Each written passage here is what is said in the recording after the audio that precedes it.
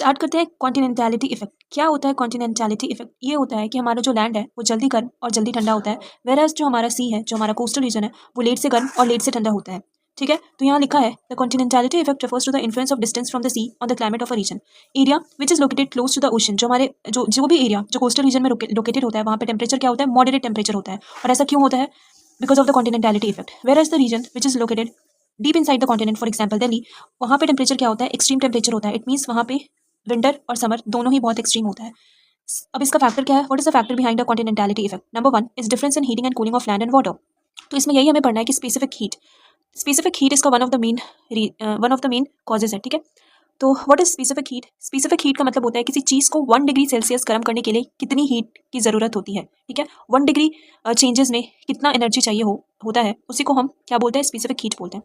तो ये primary reason यही होता है कि continentality effect lies in the different thermal behaviour of the land and water. तो लैंड का जो स्पेसिफिक हीट होता है वो लो होता है। इट मीन्स उसको कम एनर्जी चाहिए होता है 1 डिग्री चेंज करने के लिए। क्यों? क्योंकि वो बहुत जल्दी गर्म और बहुत जल्दी ठंडा होता है हमारा लैंड। वेराज जो हमारा वाटर है, उसको 1 डिग्री चेंज होने के लिए बहुत ज़्यादा अमाउंट ऑफ एनर्जी चाहिए होता है। वहाँ पे जो स्पेसिफिक हीट होता है वो ज़्यादा होता है। So it required more energy to heat up and lose a heat slowly. As a result the land area shows a rapid temperature changes while the water bodies moderate the surrounding climate. तो यही reason है कि हमारा जो land के पास का जो area होता है वो उसका स्पेसिफिक हीट कम होता है, वो जल्दी गर्म होता है, जल्दी ठंडा होता है। वेराज जो हमारा ओशन है वो लेट से गर्म और लेट से ठंडा होता है। क्यों? क्योंकि उसको टाइम लगता है, थोड़ा सा भी चेंजेस आने में वहाँ पे समय लगता है, तो वो लेट से गर्म और लेट से ठंडा होता है। अब यही चीज़ हम पढ़े, ये है डिस्टेंस फ्रॉम द सी, जिसे हम कॉन्टिनेंटैलिटी इफेक्ट बोलते हैं। ठीक है, अब इसका मेन रीज़न क्या है? स्पेसिफिक हीट इसका मेन कॉजेज है। ठीक है, सेकेंड कॉजेज क्या है? सेकेंड है रोल ऑफ इवेपोरेशन। अब सबको पता है कि कोस्टल रीजन है जहाँ पे लार्ज वाटर बॉडीज होगा, वहाँ पे क्या होगा? लार्ज वाटर बॉडीज होने की वजह से वहाँ पे इवेपोरेशन ज़्यादा होगा। इवेपोरेशन के बाद वाटर वेपर का फॉर्मेशन होगा, क्लाउड का फॉर्मेशन होगा, और वहाँ पे क्या होगा? क्लाउड का फॉर्मेशन के बाद प्रेसिपिटेशन होगा। इट मीन्स वहाँ पे कूलिंग इफेक्ट होगा। इट मीन्स वहाँ पे बारिश होगा और वहाँ का जो एरिया होगा वो ठंडा होगा। It means this process help in lowering the day temperature. जो दिन के टाइम पे क्या होता है, वहाँ पे टेम्परेचर जो होता है वो कम होता है। तभी ना हम बोलते हैं कि दोपहर के टाइम में सी ब्रीज चल रहा है। ठीक है, सी से लैंड की तरफ हवा का मूवमेंट होता है। ठीक है, इन द कॉन्टिनेंटल इंटीरियर के साइड पे, फॉर एग्जांपल दिल्ली हो गया, वहाँ पे क्या होता है? इवेपोरेशन कम होता है, बिकॉज वहाँ पे कुछ है ही नहीं, लार्ज वाटर बॉडीज है ही नहीं जहाँ पे इवेपोरेशन हो, बारिश हो। तो इसीलिए वहाँ पे सोलर एनर्जी है वो डायरेक्टली आ रहा होता है, और वहाँ पे सरफेस टेम्परेचर जो है वो ज़्यादा होता है, और वहाँ पे एक्सट्रीम टेम्परेचर होता है और एक्सट्रीम इन्वायरमेंट हो जाता है गर्म के टाइम पे और ठंडा के टाइम पे on the same.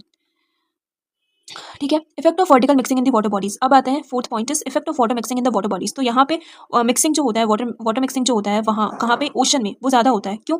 Water mixing जो होता है वो लैंड में एब्सेंट होता है, और हमारे जो वाटर है वो वहाँ पे वाटर मिक्सिंग जो होता है मीन्स रीडिस्ट्रीब्यूशन ऑफ हीट जो होता है वो ओशन में ज़्यादा होता है। क्यों?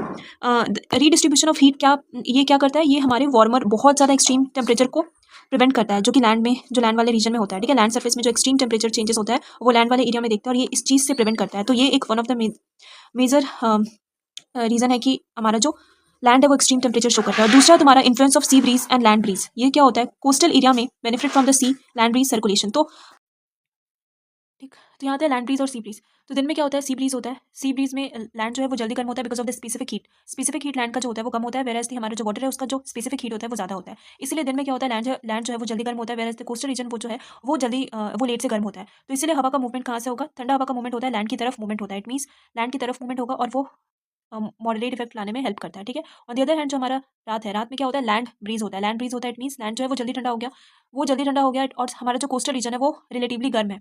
ठीक है, हमारा जो कोस्टल रीजन है वो रिलेटिवली गर्म है। इट मीन्स लैंड से मूवमेंट होगा हमारा हवा का, लैंड से मूवमेंट होगा कोस्टल एरिया की तरफ, तो इसलिए इसको क्या बोलेंगे? लैंड ब्रीज बोलेंगे। और ये हेल्प क्यों करता है? ये किस चीज़ में हेल्प करता है? मॉडरेटिंग इफेक्ट में हेल्प करता है। कहाँ पे? जो भी एरियाज जो कोस्टल रीजन में लोकेटेड है, जो कोस्टल रीजन में सिचुएटेड है। For instance the Mumbai and Chennai being a coastal city. तो मुंबई और चेन्नई जो है वो कोस्टल सिटी है, तो इसलिए वहाँ पे क्या होता है? मॉडरेट क्लाइमेट कंडीशन होता है थ्रू आउट द ईयर। ठीक है, वहाँ पे मॉडरेट क्लाइमेट कंडीशन होता है throughout the year, versus जो हमारा दिल्ली और राजस्थान एरिया है तुम ही देख लो, वहाँ पे एक्सट्रीम क्लाइमेट कंडीशन होता है। ठीक है, बहुत ज़्यादा गर्म और बहुत ज़्यादा ठंडा। और क्यों ऐसा? बिकॉज वो सी के आसपास भी लोकेटेड नहीं है, वहाँ पे कोई भी कोस्टल रीजन नहीं है, इसीलिए वहाँ पे सीवियर समर एंड विंटर भी बहुत ज़्यादा होता है और समर भी बहुत ज़्यादा होता है।